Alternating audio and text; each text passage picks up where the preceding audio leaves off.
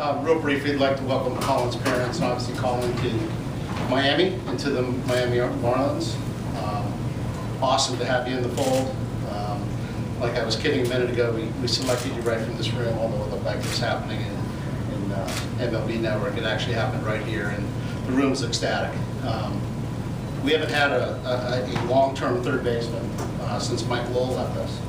And we've been searching for that person. Hopefully it ends right here with you, Colin. Can't wait for you to assume that role, become our everyday third baseman, and that journey starts today. So congratulations to you. We're very proud you're a Miami Marlin, and we wish you nothing but the best.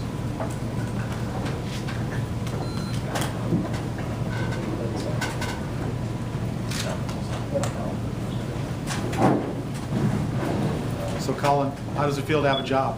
It feels great. I'm really excited.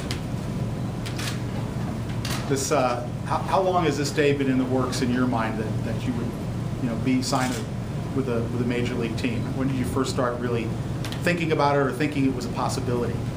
I mean, it's been in the works since I was a little kid. Just kind of following around my brother and watching baseball games, going with my parents to all different games. It's kind of been a work in progress my whole life. Colin, you grew up a Yankee fan and a Jeter fan. How does it feel to put the Marlin uniform on? Yeah, I was definitely grew up a Derek Jeter fan, but I think it's safe to say now I'm a Marlins fan. You had a long season of college baseball. You've actually had, what, a week or two off. Are you ready to jump back in and get started? How anxious are you for that? I'm extremely anxious. It was nice to get my little break, but we got a little boring towards the end. I didn't feel good to us today. But I'm definitely excited to get started here. Colin, this organization is rebuilding with primarily young players. How does it feel to be part of something like that? It feels great. You can definitely tell just when following the team for a while. You can tell they're headed in the right direction. I'm excited to be part of it. When do you hope to be up here playing? I don't really have a timetable. Just hopefully I can play well enough to make it easy on that big decision.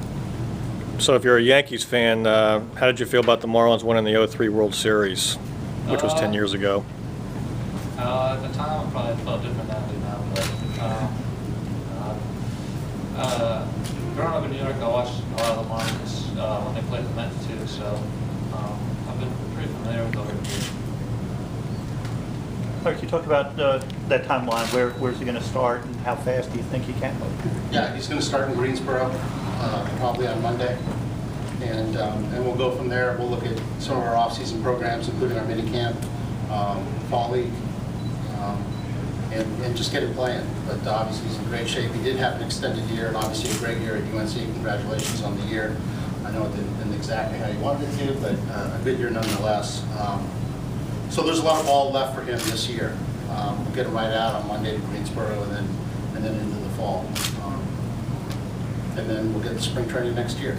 And he will be in Major League spring training next year. And we'll go from there. But it's great to have him here, and now it's up to him to go play baseball. And there's still quite a bit of ball left ahead this summer and fall for him. Larry, it sounds like, what you're talking there, it sounds like a fairly fast track. What? Well, I think it's up to Colin. Right, I understand that. Yes. Just like we do this annually. We'd love to have these guys here in a hurry, and some of them do make it here very quickly. The pitcher tomorrow night's 20 years old, and he got here in a hurry.